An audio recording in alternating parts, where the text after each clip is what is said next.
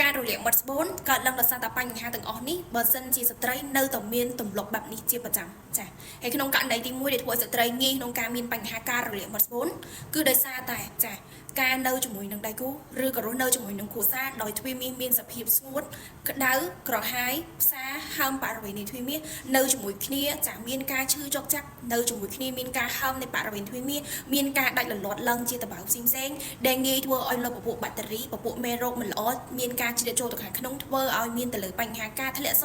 ធ្វើឲ្យស្ត្រីមានការកើតមានទៅលើពពួកមេរោគផ្សិតគឺធ្វើស្ត្រីងាយប្រឈមខ្លាំងមែនទែនទៅលើការរលាកដងមាត់ស្បូនចា៎ហើយទៅលើករណីទី2គឺស្ត្រីមានដៃគូរួមភេទច្រើន